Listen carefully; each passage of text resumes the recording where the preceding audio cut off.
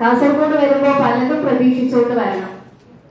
ചില സമയത്ത് രമണി ചേച്ചി പറഞ്ഞതുപോലെ ആംഗ്യ ഭാഷയിലൂടെ ഞങ്ങൾ കാര്യങ്ങൾ മനസ്സിലാക്കും. പക്ഷെ ഇവിടേക്ക് കയറി വരുമ്പോ കന്നഡയിൽ എഴുതിയും കൂടെ തന്നാൽ ഞങ്ങൾ എന്ത് ചെയ്യുന്നുള്ളതാണ്. ഇനി കന്നഡ പഠിച്ചാലേ കാസർഗോഡ് വരാൻ പറ്റൂ എന്നുള്ളൊരു സാധ്യതയിലേക്കാണ് കാര്യങ്ങൾ പോയിക്കൊണ്ടിരിക്കുന്നത്. ഇവിടെ മലയാളം മനസ്സിലാവാത്ത ആളുകളുണ്ടോ? മലയാളം മനസ്സിലാവാത്ത ആരെങ്കിലും ഉണ്ടോ? ഞാൻ ആ പറഞ്ഞ ചിലർക്ക് എങ്ങനെ മനസ്സിലാവും?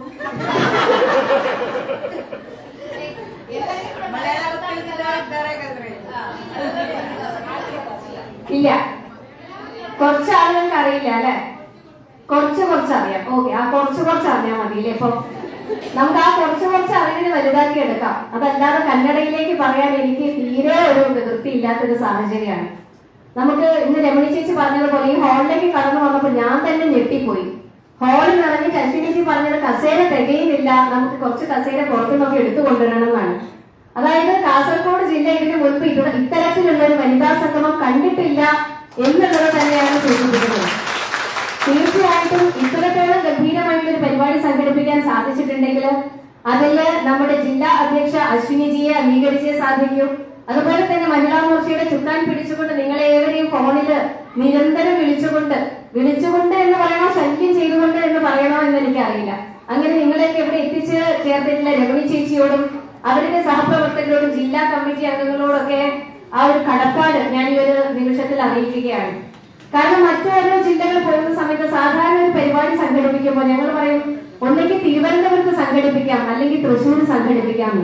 കാരണം തിരുവനന്തപുരം തൃശ്ശൂരൊക്കെ ആകുമ്പോൾ നമ്മളൊരു പരിപാടി പറഞ്ഞാൽ ഒരു 19ഓളം സ്ത്രീകൾ എന്തായാലും വരും എന്നുള്ളൊരു ആത്മവിശ്വാസത്തിലാണ് ഞങ്ങൾ അങ്ങനെ സംസ്ഥാന പരിപാടികൾ ഉണ്ടാകുമ്പോൾ മറ്റ് ജില്ലകൾ നമ്മുടെ തലസ്ഥാനവും സാംസ്കാരിക തലസ്ഥാനവും ഒക്കെ തിരഞ്ഞെടുക്കുന്നത്.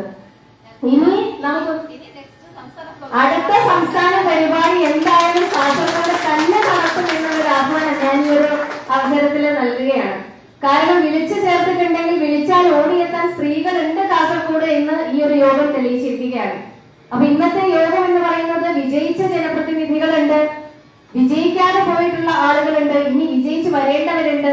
കുറെ മത്സരങ്ങൾ കാഴ്ചവെച്ചിട്ടും നമ്മുടെ പ്രസ്ഥാനത്തിന്റെ കൊടി പാറിക്കാൻ പറ്റാത്ത സ്ഥാനാർത്ഥികളുണ്ട്. അവരെല്ലാവരും ചേർന്നതാണ് നമ്മുടെ പ്രസ്ഥാനം. ഒരു നിമിഷം ഒന്ന് എല്ലാവരും ഒന്ന് എഴുന്നേറ്റ് നിൽക്കണം.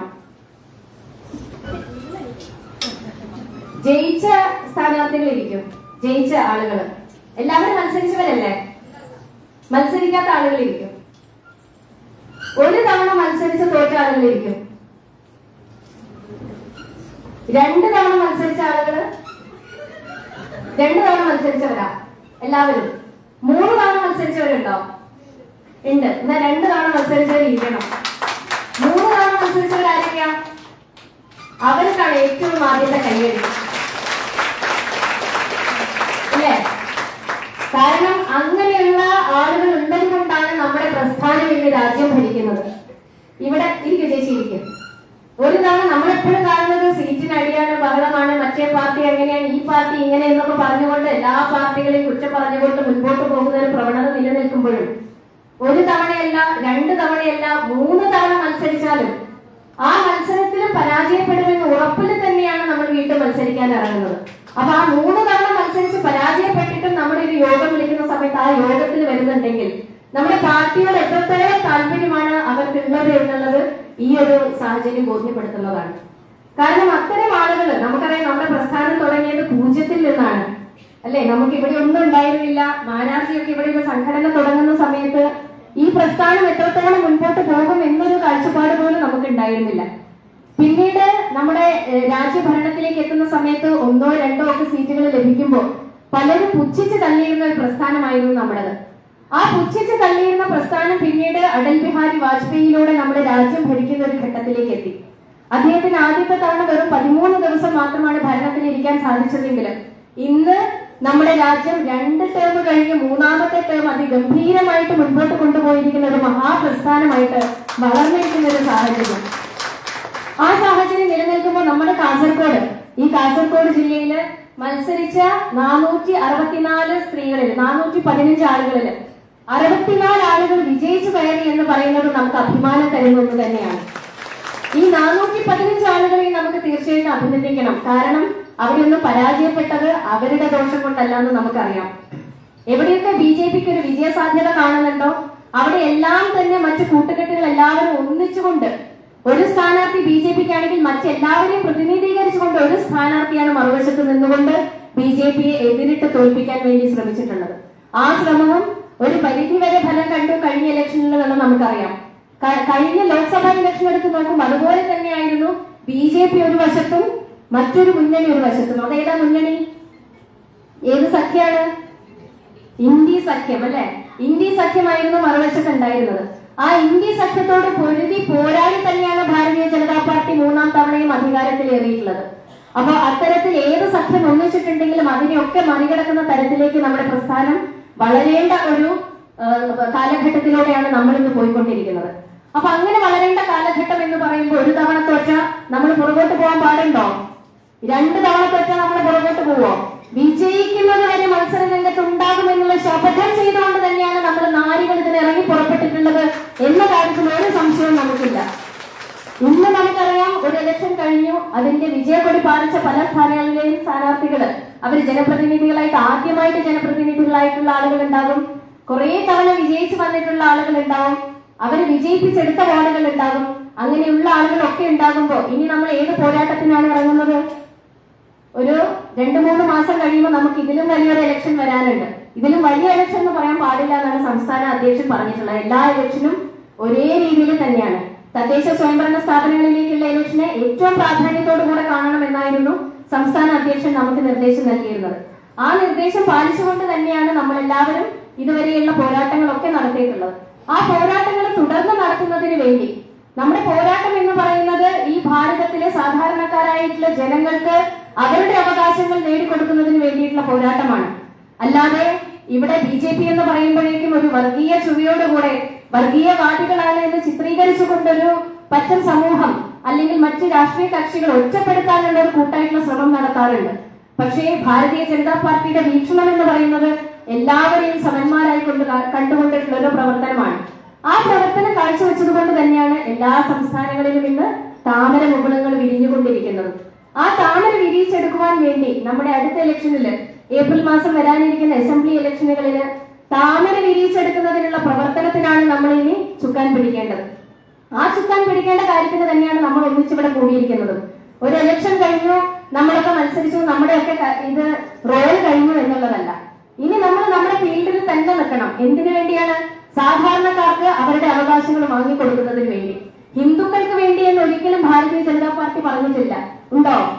നമ്മളെ പറഞ്ഞിട്ടില്ല. പറയുന്നത് മാധ്യമങ്ങൾ പറഞ്ഞിട്ടുണ്ട്, മറ്റ് രാഷ്ട്രീയ പ്രസ്ഥാനങ്ങൾ പറഞ്ഞിട്ടുണ്ട്, നിഷ്പക്ഷവാദികൾ എന്ന് പറഞ്ഞുകൊണ്ട് മറ്റ് രാഷ്ട്രീയക്കാർക്ക് വേണ്ടി വാദിക്കുന്ന ചില ചാനൽ ചാരന്മാരും പറയുന്നുണ്ട്.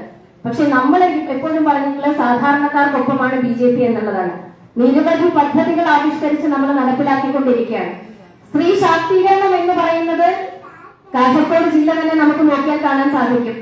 ഏത് പാർട്ടിക്കുണ്ട് ഒരു സംസ്ഥാന അധ്യക്ഷ, ഒരു ജില്ലാ അധ്യക്ഷ വനിതയാണ് എന്ന് പറഞ്ഞ് ചൂണ്ടിക്കാണിക്കുവാനുള്ള കെൽപ്പുള്ള ഒരു പ്രസ്ഥാനം പോലും ഇന്ന് ഭാരതീയ ജനതാ പാർട്ടി അല്ലാതെ മറ്റു പാർട്ടികൾക്ക് ഇല്ല എന്നുള്ളത് നമുക്ക് ബോധ്യപ്പെട്ട സാഹചര്യം തന്നെയാണ്. അപ്പൊ അങ്ങനെ ഇരിക്കുന്ന സമയത്ത് സ്ത്രീ ശാക്തീകരണത്തിന് വേണ്ടി എല്ലാ സാഹചര്യങ്ങളും ഒരുക്കി കൊടുത്തുകൊണ്ട് ഈ സ്ത്രീ ശാക്തീകരണം യഥാർത്ഥത്തിൽ നടപ്പിലാക്കുന്ന ഒരു സർക്കാർ ഒരു വശത്ത് നിൽക്കുമ്പോൾ തീർച്ചയായിട്ടും ബി ജെ പി അധികാരത്തിൽ വന്നിട്ടുണ്ടെങ്കിൽ പിന്നെ മറ്റു പാർട്ടികൾക്ക് സ്ഥാനമില്ല എന്നുള്ള തിരിച്ചറിവിന്റെ ബോധ്യത്തിലാണ് നമ്മളെ പരാജയപ്പെടുത്താൻ വേണ്ടി മറ്റെല്ലാവരും ഒന്നിച്ചു നിന്നുകൊണ്ട് ആ പരാജയ ഭീതിയിൽ മുങ്ങിക്കൊണ്ട് ബി ജെ പിക്കെതിരെ പോരാടുന്ന ഒരു രംഗം. അപ്പോ അത്തരത്തിലുള്ള രംഗങ്ങൾ നിൽക്കുന്ന സമയത്ത് നമ്മൾ വീണ്ടും ഊർജ്ജസ്വലതയോടെ കൂടെ ജയിച്ചാലും ശരി തോറ്റാലും ശരി പ്രവർത്തന രംഗത്ത് നമ്മൾ സജീവമായിട്ടുണ്ടാകുമെന്ന് തെളിയിച്ചുകൊണ്ട് മുൻപോട്ട് പോകേണ്ട ഒരു ഇലക്ഷനാണ് നമുക്ക് വരുന്നത്. അടുത്ത തവണ കാസർഗോഡ് നിന്ന് എന്തായാലും ഒരു മിനിമം ഒരു MLA നമുക്ക് ഉണ്ടാകും എന്നുള്ള കാര്യത്തിൽ ഒരു സംശയമില്ല അല്ലെ? അതിനുള്ള പ്രവർത്തനങ്ങൾ കാസർഗോഡ് ജില്ല നടത്തുന്നുണ്ട് ഇല്ലേ? ഏതൊക്കെ മണ്ഡലത്തിലാണ് ഉണ്ടാവുക? ഇവിടെ മഞ്ചേശ്വരം, അത് ഉറപ്പിച്ചു. ഓക്കെ, അടുത്തത് ഏതാണ്? കാസർഗോഡ്. പിന്നെ ഉദുമ, കാഞ്ഞങ്ങാട്. ഇനി ഏതാ മണ്ഡലം ബാക്കിയുണ്ടോ? ഏതാണ്? കിട്ടൂല എന്ന് ഉറപ്പിച്ച മണ്ഡല? കിട്ടൂന്ന് ഉറപ്പുള്ളതാണ്.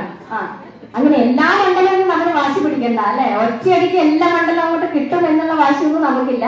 പക്ഷെ ചിലതൊക്കെ പിടിച്ചെടുക്കാൻ വേണ്ടി തന്നെയുള്ള ഇലക്ഷനാണ് എന്നുള്ള കാര്യത്തിൽ ഒരു സംശയവും നമുക്കില്ല. ഇന്ന് നമ്മൾ ഈ പോരാട്ടം ആരംഭിച്ചിട്ടുണ്ടെങ്കിൽ ഇന്ന് ഇലക്ഷന്റെ ആദ്യ പടികൾ നടന്നുകൊണ്ടിരിക്കുകയാണ്. SIR നടപ്പിലാക്കുന്നത് നിങ്ങൾക്കൊക്കെ അറിയായിരിക്കും അല്ലെ. ആരൊക്കെയാണ് അതിന്റെ ഭാഗമായിട്ടുള്ളത്?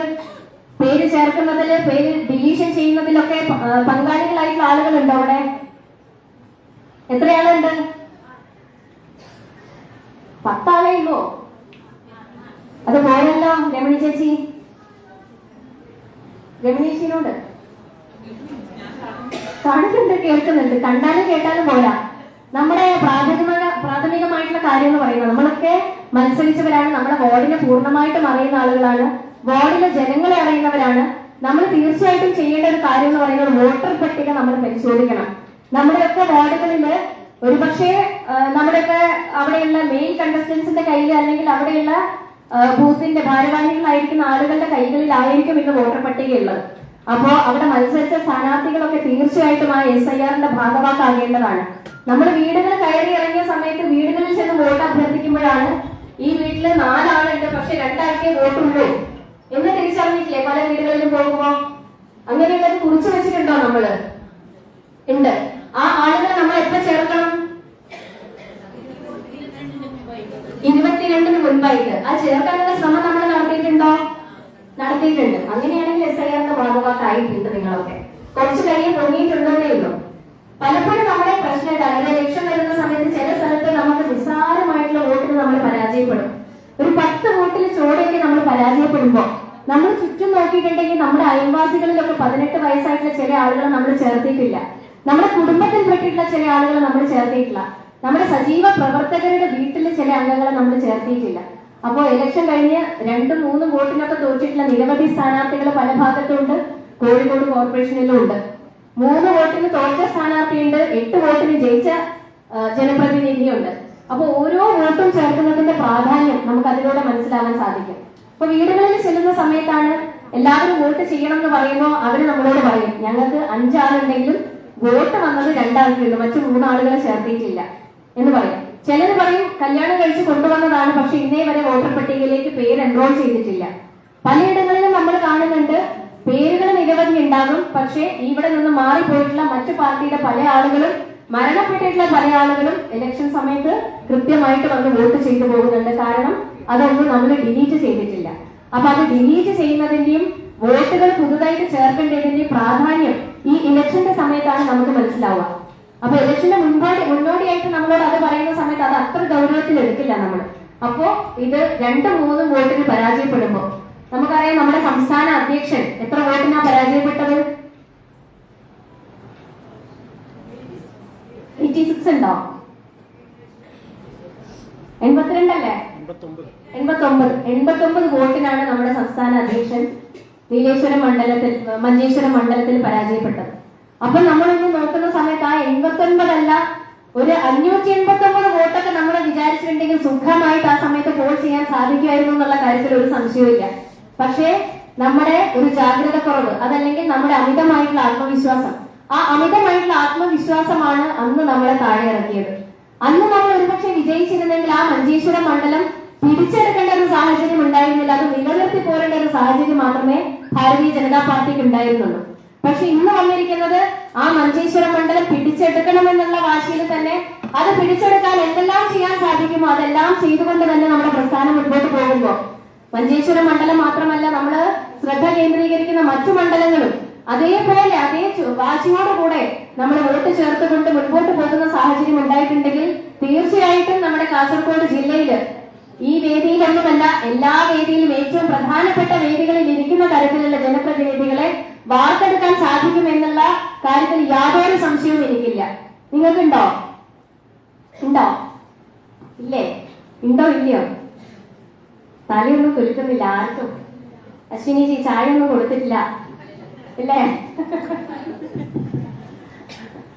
ഓക്കെ. അപ്പോ ഇവിടെ നമുക്ക് വലിയൊരു തെരഞ്ഞെടുപ്പ് വരാനിരിക്കുന്നുണ്ട്. നമ്മുടെ അസംബ്ലി മണ്ഡലത്തിന്റെ തെരഞ്ഞെടുപ്പ് അല്ലാതെ കുടുംബശ്രീയിൽ അംഗങ്ങളുണ്ടോ അവിടെ? ಎಲ್ಲರೂ ಐಕ್ಯ ಆಗಿ ಒಟ್ಟಾಗಿ ಇವತ್ತು ಸೇರಿದಂತ ಒಂದು ದಿವಸ. ಇದರಲ್ಲಿ ನಾವು ಗೆದ್ದವರಿದ್ದೇವೆ, ಸೋತವರಿದ್ದಾರೆ, ಎಲ್ಲರಿದ್ದಾರೆ. ನಮ್ಮ ಕಾಸರಗೋಡು ಜಿಲ್ಲೆಯಲ್ಲಿ ಇಷ್ಟು ಮಹಿಳೆಗಳು ನಮ್ಮ ಒಂದೊಂದು ಪಂಚಾಯತ್, ಒಂದೊಂದು ಜಿಲ್ಲಾ ಪಂಚಾಯತ್ ಎಲ್ಲ ಬ್ಲಾಕ್ ಎಲ್ಲ ಆಗಿ ಇಷ್ಟು ಮಹಿಳೆಗಳು ಶಕ್ತಿಯಾಗಿ ಇರಬೇಕಿದ್ರೆ ನಮ್ಮ ಕಾಸರಗೋಡು ಜಿಲ್ಲೆಯಲ್ಲಿ ನಾವು ಖಂಡಿತವಾಗ್ಲೂ ಸೋಲಲು ಸಾಧ್ಯವೇ ಇಲ್ಲ. ನಮ್ಮಿಂದ ತುಂಬಾ ಕೆಲಸಗಳು ಆಗ್ಲಿಕ್ಕೆ ಇನ್ನೂ ಕೂಡ ಬಾಕಿ ಉಂಟು. ಅದಕ್ಕೆ ಬೇಕಾಗಿ ನಾವೆಲ್ಲರೂ ಇವತ್ತೊಂದು ಒಟ್ಟು ಸೇರಿ ಒಂದು ನಿಮ್ಗೆಲ್ಲರಿಗೂ ಸನ್ಮಾನ ಹೀಗೆಲ್ಲ ಮಾಡುವ ರೀತಿಯಲ್ಲಿ ಸೇರಿಸಿಕೊಂಡಿದ್ದೇವೆ. ಈ ಕಾರ್ಯಕ್ರಮಕ್ಕೆ ಅಧ್ಯಕ್ಷ ವಹಿಸಲಿಕ್ಕೆ ಬೇಕಾಗಿ ರಮಣಿ ನಮ್ಮ ಜಿಲ್ಲಾ ಪ್ರೆಸಿಡೆಂಟ್ ಮಹಿಳಾ ಮೋರ್ಚಾದ ಅವರನ್ನು ನಾನು ಸ್ವಾಗತ ಮಾಡಿಕೊಳ್ತೇನೆ. ಹಾಗೆ ನಮ್ಮ ಈ ಕಾರ್ಯಕ್ರಮಕ್ಕೆ ಉದ್ಘಾಟನೆ ಮಾಡಲಿಕ್ಕೆ ಬಂದಿರುವಂತಹ ನಮ್ಮ ಸ್ಟೇಟ್ ಪ್ರೆಸಿಡೆಂಟ್ ಆದ ನವ್ಯಾ ಹರಿದಾಸ್ ಅವರನ್ನು ಕೂಡ ನಾನು ಆದರಣೀಯವಾಗಿ ಸ್ವಾಗತ ಮಾಡುತ್ತೇನೆ. ಹಾಗೆ ನಮಗೆ ನಮ್ಮ ಎಲ್ಲ ಮಾರ್ಗದರ್ಶಿಯಾಗಿ ನಮಗೆ ಮಹಿಳೆ ನಮ್ಮ ಸ್ಟೇಟ್ ಪ್ರೆಸಿಡೆಂಟ್ ಆದ ಅಶ್ವಿನಿ ML ಅವರು ನಮಗೆ ಎಲ್ಲ ರೀತಿಯ ಮಾರ್ಗದರ್ಶನ ಮಾಡಿಕೊಟ್ಟು ನಮ್ಮ ಇಷ್ಟು ಮಹಿಳೆಗಳಿಗೆ ಸೇರುವಾಗಿ ಮಾಡಲಿಕ್ಕೆ ಅವರೇ ಒಂದು ಕಾರಣ. ಅದಕ್ಕೆ ಬೇಕಾಗಿ ಅವರನ್ನು ನಾನು ಶಾಲಾ ಎಲ್ಲರಿಗೂ ಗೌರವ ಮಾಡಿಸಲಿಕ್ಕೆ ಬೇಕಾಗಿ ಅವರನ್ನು ಕೂಡ ನಾನು ಸ್ವಾಗತ ಮಾಡಿಕೊಳ್ತೇನೆ. ಹಾಗೆ ಸ್ಟೇಟ್ ಕಮಿಟಿಯ ಅಂಗಗಳಾದ ನಮ್ಮ ವೀನಕ್ಕ ಅವರಿಗೆ ಕೂಡ, ಸ್ಟೇಟ್ ಕಮಿಟಿ ಟ್ರೆಷರರ್ ಅವರು ವೀನಕ್ಕ ಅವರಿಗೆ ಕೂಡ ಆಧಾರದ ಸ್ವಾಗತ. ಅದೇ ರೀತಿ ಪ್ರಮೀಳಾ ಮಜಲ್ ಈಗ ಮೆಂಬರ್ ಕೂಡ, ಅವರಿಗೂ ಕೂಡ ನಮ್ಮ ಮಹಿಳಾ ಮಟ್ಟದ ಪರವಾಗಿ ಸ್ವಾಗತ. ಹಾಗೆ ಜಿಲ್ಲಾ ಕಮಿಟಿ ಮೆಂಬರ್ ಇಲ್ಲಿ ಇದ್ದವರಿದ್ರೆ ಅವರಿಗೂ ಕೂಡ ಸ್ವಾಗತ. ಬರ್ಲಿಕ್ಕೆ ಆಗುದಿಲ್ಲ ಅಂತ ಹೇಳಿದ್ದಾರೆ ಟೀಚರು. ಹಾಗೆ ಮಹಿಳಾ ಮೋರ್ಚಾದ ಜಿಲ್ಲಾ ಕಮಿಟಿ ಎಲ್ಲರಿಗೂ ನಮ್ಮ ಮಹಿಳಾ ಮೋರ್ಚಾದ ಪರವಾಗಿ ಸ್ವಾಗತ. ಹಾಗೆ ಅದೇ ರೀತಿ ನಮ್ಮ ಪಂಚಾಯತ್ ಮತ್ತೆ ಮಂಡಲಗಳು ಎಲ್ಲ ಪ್ರೆಸಿಡೆಂಟ್ಗಳು, ಕಮಿಟಿ ಅಂಗಗಳು, ಹಾಗೆ ಎಲ್ಲ ನಮ್ಮ ಮಹಿಳೆಯರಿಗೆಲ್ಲರಿಗೂ ಸ್ವಾಗತ ಹೇಳುತ್ತಾ ಇದನ್ನು ನಮ್ಮ ಅಧ್ಯಕ್ಷರು ಇದನ್ನು ಮುಂದೆ ನಡೆಸಿಕೊಡಬೇಕಂತೇಳಿ ಅವರ ಹತ್ರ ನಾನು ಕೇಳಿಕೊಳ್ಳುತ್ತೇನೆ.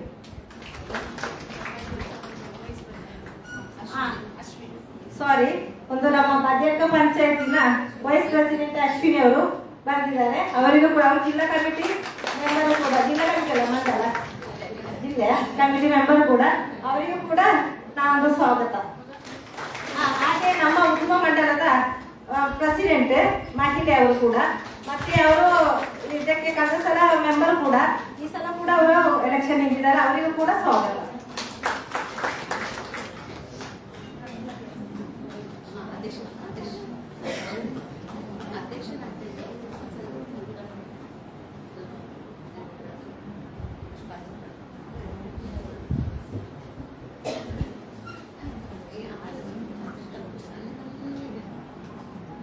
എല്ലാവർക്കും നമസ്കാരം.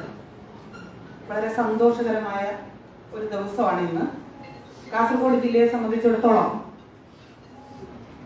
ഒരുപാട് വനിതാ പ്രതിനിധികൾ ഒന്നിച്ച് നമ്മുടെ പാർട്ടി ഓഫീസിലെത്തിയ ഇന്നേ ദിവസത്തിന്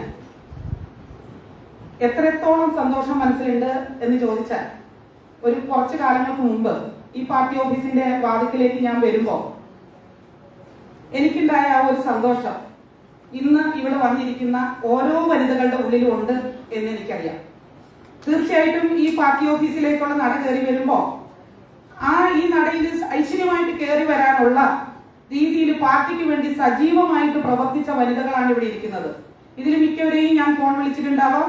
അവരൊക്കെ ഓരോ കോൾ വിളിക്കുമ്പോൾ തന്നെ അവരുടെ ആ ഒരു സന്തോഷം അങ്ങോട്ട് പറയുന്നതിന് മുമ്പ് ഞാൻ ഇങ്ങോട്ട് എത്തുന്നു എന്ന് പറയുന്ന ആ ഒരു പാർട്ടിയോടുള്ള ആ സ്നേഹം മനസ്സ് ആദരിച്ചുകൊണ്ട് ഈ ചടങ്ങിൽ ഉദ്ഘാടനം നടത്താൻ എത്തിയിരിക്കുന്ന നമ്മുടെ മഹിളാ മോർച്ചയുടെ സംസ്ഥാന പ്രസിഡന്റ് നവ്യജിയെ വിളക്ക് കൊളുത്തി ഈ യോഗം ഉദ്ഘാടനം ചെയ്യാൻ ക്ഷണിക്കുന്നു.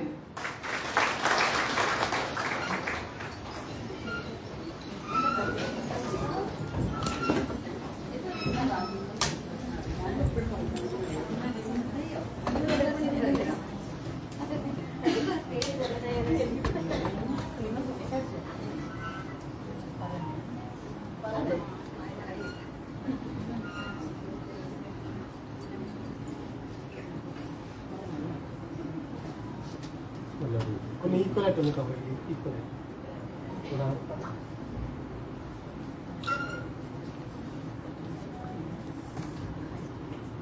ആ ടീച്ചർ മുമ്പിൽ വെക്കും. ടീച്ചറെ ചെറുതായി കാണുന്നു.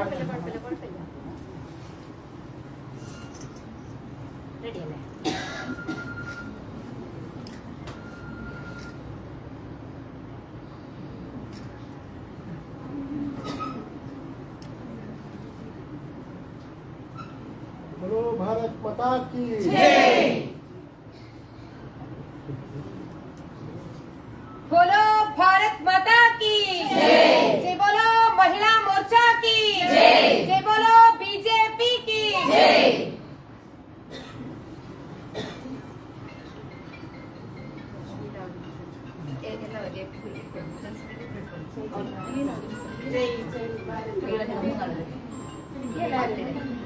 जय जय भारत माता, जय जय भारत माता, जय जय बीजेपी, जय जय बीजेपी, जय महिला मोर्चा, जय जय महिला मोर्चा।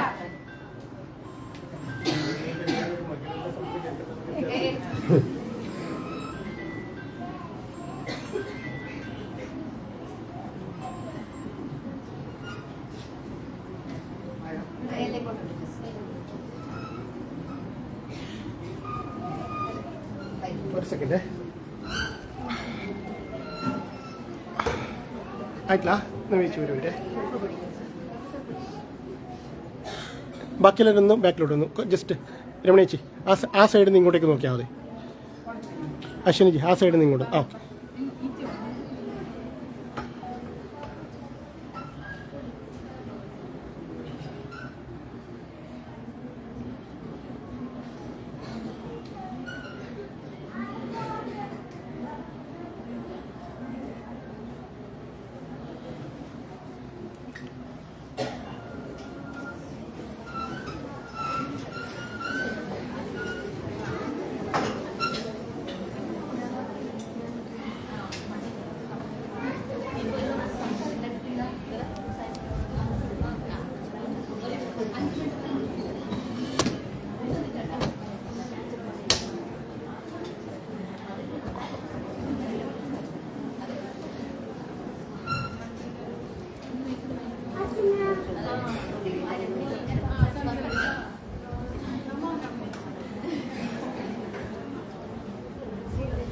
ഞാൻ വളരെ കുറച്ച് സംസാരിച്ച് ഉദ്ഘാടന പ്രസംഗം അവസാനിപ്പിക്കണം എന്നാണ് ആഗ്രഹിച്ചത്.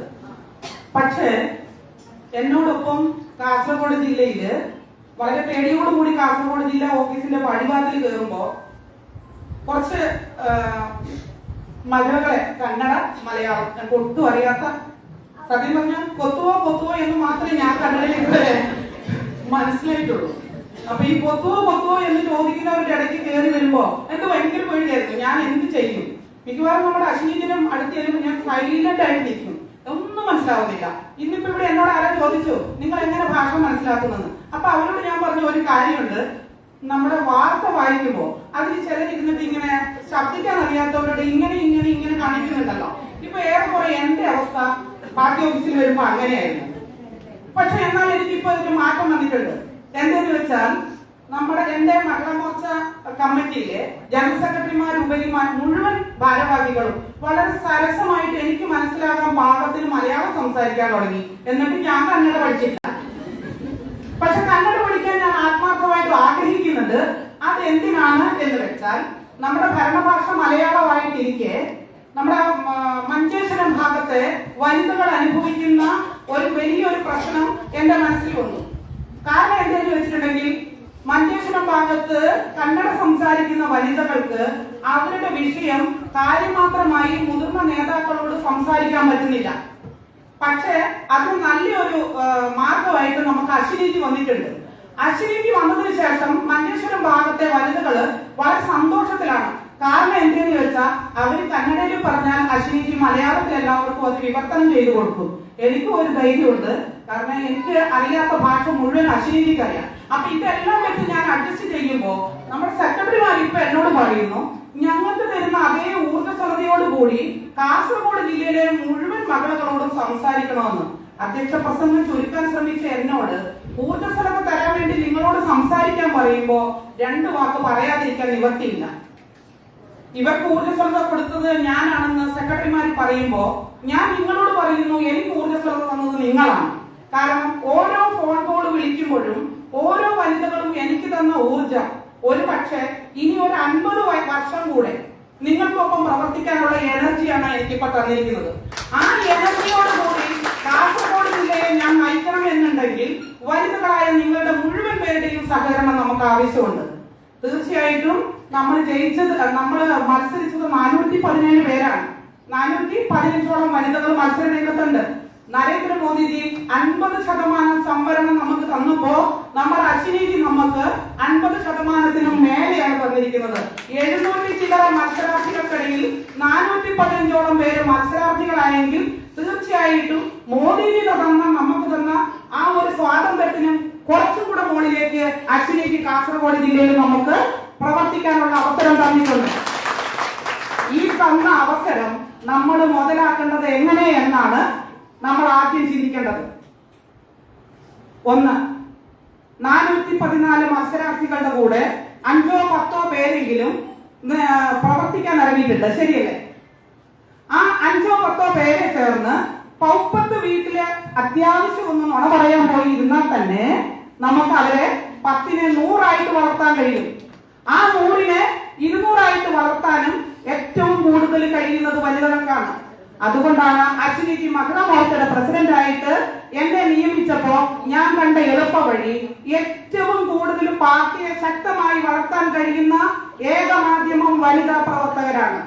അത് ശരിയാണെന്ന് മനസ്സിലാകുന്ന രീതിയിലാണ് ഇപ്രാവശ്യം ഈ യോഗത്തിലേക്ക് ഓരോ വനിതകളെയും വിളിക്കുമ്പോൾ എനിക്ക് മനസ്സിലായത്. നമ്മുടെ സെക്രട്ടറിമാരെല്ലാവരും ഉഷാറായിട്ട് കൊടുത്ത ലിസ്റ്റും പ്രകാരം മുഴുവൻ പേരെ വിളിച്ചെങ്കിലും എല്ലാ മണ്ഡലത്തിലേക്കും തെരഞ്ഞെടുത്ത ഒരു 30 പേരെ ഞാൻ വിളിച്ചിരുന്നു. എല്ലായിടത്തും വിളി എത്തിയിരുന്നോ എന്നറിയാൻ. വിളിക്കും മുമ്പ് തന്നെ അവരെന്നെ തിരിച്ചറിഞ്ഞു, അതുപോലെ തന്നെ വരാനുള്ള സന്നദ്ധത പ്രകടിപ്പിച്ചു. ഇപ്പൊ കസേര ചുമന്ന് ഞങ്ങളും കളിക്കും. അടുത്ത ഇലക്ഷൻ വരുമ്പോ ഇതേപോലെ സീറ്റ് പെറുക്കി കാസർഗോഡ് ജില്ലയെ കൈപ്പിടിയിൽ ഒതുക്കാനുള്ള ആർജവും ശക്തിയും നമ്മുടെ കാസർഗോഡെ മഹിളകൾക്കുണ്ട് എന്ന് നിങ്ങൾ കാണിച്ചു കൊടുക്കണം. തയ്യാറല്ലേ? മഹിളാ മോർച്ചയുടെ പ്രസിഡന്റായിട്ട് എന്നെ ചുമതലയേൽപ്പിച്ച അശ്വിനിജി പറഞ്ഞത് കാസർഗോഡിനെ നമുക്ക് പിടിക്കണം രമണിജീന. തീർച്ചയായിട്ടും അതിനുള്ള ഒരു തയ്യാറെടുപ്പുമായിട്ട് നിങ്ങൾ സജീവമായിട്ട് ഇന്നു മുതൽ അങ്ങോട്ട് പ്രവർത്തന നിരതരാകും എന്ന് നിങ്ങൾ എല്ലാവരും ഒറ്റ സ്വരത്തിൽ ഒരു പ്രതിജ്ഞ പോലെ പറയും, അല്ലെങ്കിൽ സപ്പോർട്ട് പ്രഖ്യാപിക്കും എന്ന് ഞാൻ കരുതുന്നു. ശരിയല്ലേ? റെഡിയല്ലേ? നമ്മൾ ഉഷാറായിട്ട് ഈ പ്രവർത്തന രംഗത്തേക്കല്ലേ? തിരിച്ചു പോകാതെ.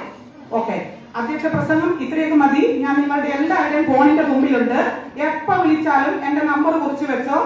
ഏത് നിമിഷവും ഏത് പാദയാത്രയ്ക്ക് വിളിച്ചാലും നിങ്ങളുടെ ആവശ്യങ്ങളുമായിട്ട് ഞാൻ ഫോണിന്റെ മറുതലക്കിൽ ഉണ്ടാവും.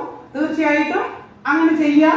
ഇനി നമ്മുടെ അധ്യക്ഷനെ ഉദ്ഘാടനം കഴിഞ്ഞ് പ്രസംഗത്തിനായി ക്ഷണിക്കുന്നു.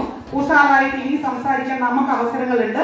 അശ്വിനിജിക്ക് നമ്മുടെ പാർട്ടിയുടെ പ്രവർത്തനങ്ങളെ കുറിച്ചും അതേപോലെ തന്നെ നമ്മുടെ സംസ്ഥാന പ്രസിഡന്റിന് നമ്മുടെ മുന്നോട്ടുള്ള യാത്രയെ കുറിച്ചും ഒരുപാട് സംസാരിക്കാനുണ്ട്. അതുകൊണ്ട് തൽക്കാലം ഞാൻ എന്റെ ഉദ്ഘാടന പ്രസംഗം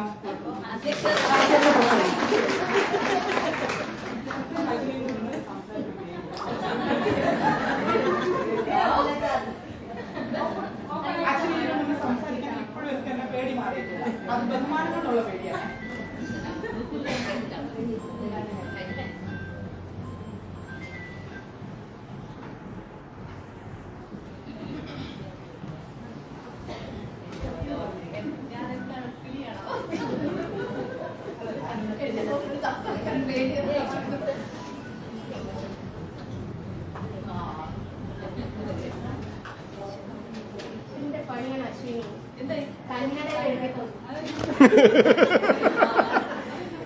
മലയാള ഭാഷ ബില്ലിനോട് പ്രതിഷേധം.